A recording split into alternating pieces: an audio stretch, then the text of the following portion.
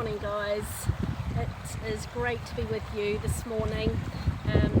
I've loved over the last few weeks how we've caught people from all over the country sending their messages in different places and spaces, and Rich and I have been out enjoying the Lake District, and I thought, well, what better place to stop and just reflect again on the last few weeks. And it brings some of it into context. I know the Lake District is not the countryside that would have been written about in Psalm 23, but it's our countryside, and it's just such a beautiful sense of the imagery of what David has talked through all throughout this psalm, of just beside, although these are not particularly still waters or quiet, but oh my gosh, it just does you good for the soul to sit down in what essentially are green pastures. We're surrounded by sheep,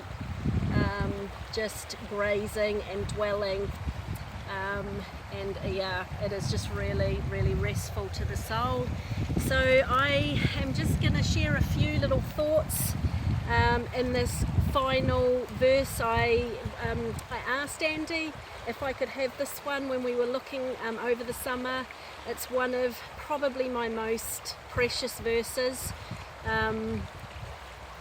personal to obviously all of us, but deeply personal to me in terms of things God has just spoken to my heart through it.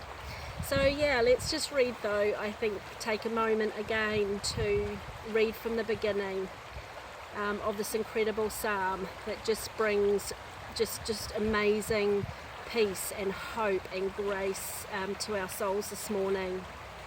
God, my shepherd, I don't need a thing.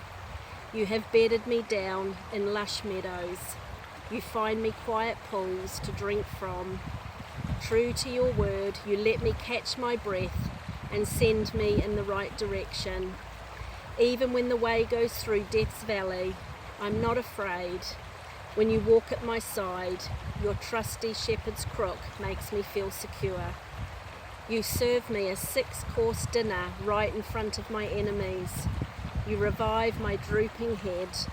My cup brims with blessing. Your beauty and love chase after me every day of my life. I'm back home in the house of God for the rest of my days.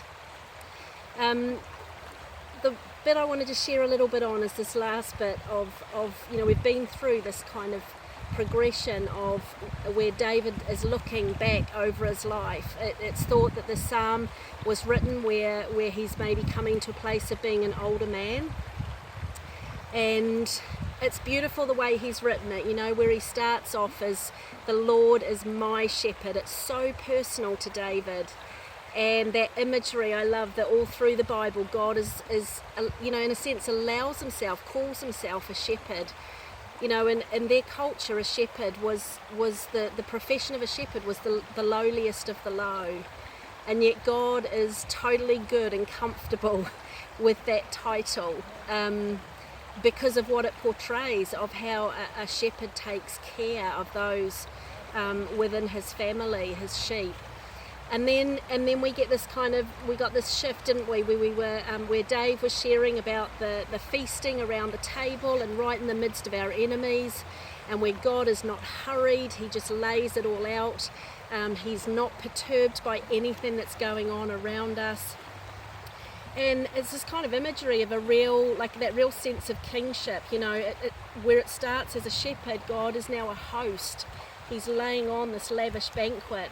And in both these kind of senses of who God is, David is, in a sense, we see David's journey as well through his whole life. Like he's gone from, starting out as a young shepherd boy where he just tended his sheep and he learned and experienced that and then progresses on through this incredible journey of walking with God under his care, but becoming king of a nation and everything that meant. And here he's just reflecting. Like, it's so powerful, isn't it, to think about, at this point we're not getting snapshots of David's life. if we were to go back through the Psalms and pick out any one of them at any point, we would get a story of like that would have David like right up in the heights of like God's blessing and how amazing things are and how well it feels like it's going. We would encounter stories where he was just deeply lonely and felt on his own in the things that he was going through. There were the stories where he had to fight battles and where he came up against things that just seemed insurmountable, impossible, but not with God, where he experienced incredible triumph. And then that imagery of experiencing, feeling as though he was walking through the valley of the shadow of death. And all of those would be snapshots that we'd get along the way. But I love that this whole chapter finishes with this verse where it's like he's looking back over his life, and he's probably still got years to come, but the absolute declaration of his heart, his experience personally with his God is surely, and one of the ways it translates is verily. It's not a word we use anymore, but verily is like it's like a seal. It's Jesus used it a lot when he's telling stories and talking about things. It's much stronger than any word. It's not just like, oh, surely that might happen. This is a verily. This is absolute, like a seal of a total promise of something that is assured. And the sense for David of, your beauty and your mercy and your goodness and your love have pursued me, have chased after me. And I remember a number of years ago, I spent some time in Spain on a course, and on one day in particular I was just spending time with the Father, and this where it sort of began for me, this incredible certainty of what David is saying here, where the Father just in a sense almost took me back through some of the times in my life which were deeply dark, where I was really full of despair, in all honesty, where I was experiencing like tremendous emotional breakdown, and then amazing times where I just saw God break through and left my home and went on trips to different countries, and we had to just trust God to do the miraculous, and we saw God break through, we saw God heal people, and then the blessing of Rich and getting to journey with him, and then family, and then losing people, like the death of my brother, and many kind of other experiences in between that have been just incredible highs and some really deep lows as well. But there's just this sense that in these two things, this goodness and mercy of the Father, guys, today, I just want to encourage us as we come to the end of this psalm, that this is for each one of us, regardless of right now. Like, if I know we're in a snapshot right now, as David would have been at points, but I want us to just take deep hope and profound refreshing from what David is saying here, that God has pursued us every day of our lives, when it feels like it, when it doesn't, when they are days of sunshine and when they're days of darkness. One commentary referred to them almost like goodness and mercy like angels that are at our beck and our back.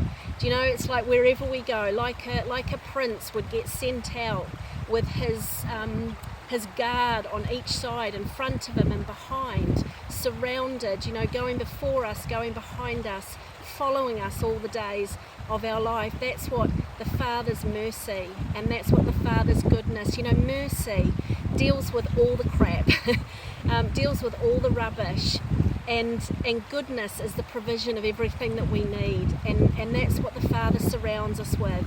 At our back and at our beck are these angels of goodness and mercy, and the Father has provided those for us.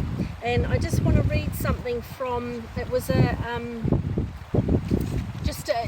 a sense a picture that's put to this, where it's like, so that the picture we get is, we've come to this place of a table set up in the wilderness with enemies all around, and the Father feeding us and taking care of us and attending to us in that dark and difficult place. But then it goes on to say, but surely it's goodness and mercy. And this is the imagery, this is what David is trying to say to us guys, thousands of years later, sitting in the middle of Cumbria or wherever you are, kind of maybe listening into this, sitting in the midst of COVID and sitting in the midst of some of the family troubles we might be facing and the financial challenges and all of that. And this is the imagery. It says, it's as though, it's like when a son of some very great king comes back from foreign soil to his father's dominions. He's making that journey back home where he's gone afar and he's been taking lands and he's been through all of these experiences and he's making his way home. And he's welcomed at every stage of that journey to the capital. At every point along the way, he's met with pomp and festival and messengers coming from the throne room to encourage him and say, well done, and you're going to be welcomed home. And there's these messages all the way along until it says this: he enters at last his palace home, where the travel-stained robe is laid aside, and he sits down with his Father at his table. And guys, what a beautiful thing. When we were back in New Zealand earlier this year, we had the privilege of deciding on what we wanted to put on my brother's memorial stone. And it's actually going to be one for the whole family. We're all going to have our names on there, my mum and my dad and Helen and our brother Jeff and our other sister Jackie, and for me. There's space for all of us. And along the bottom of that plaque is this verse: mercy and goodness have pursued, the Father's beauty and love have pursued us all the days of our life, and now we go to be at home. With the Father. And servants don't get to live in a house forever, but those who are sons and daughters, who are those that are loved by their Father, as we all are, guys, that's our hope, that's our future. So just be deeply encouraged this morning. It's like we're on that journey home where we've been away and we've been going through these sort of dominions, and we're returning to our Father's home. And along the way there's battle stains, and we get knocked, and we go through difficult things, but there's a celebration. Your Father celebrates over you, and there will be a time when our robes get to be laid down at his feet, with all the weariness and all the stains that have gone on through the days that we have lived, and he's going to celebrate with us and going to robe us. And I just want us to take hope this morning, not just in the temporary, but what we know is just a deep certainty that is there for each one of us, that whatever you're right in the midst of, that like David, the assurance for us, the assurance for you, the assurance for my heart, when I look back over my days, is that it's his beauty and his love that has pursued me. And there's a place of home with him now and to come, but right now a place of home that we get to rest in with him. So be so encouraged today. I bless you with that place of rest. May you keep going back and finding those quiet streams. Let him lay you down in green pastures.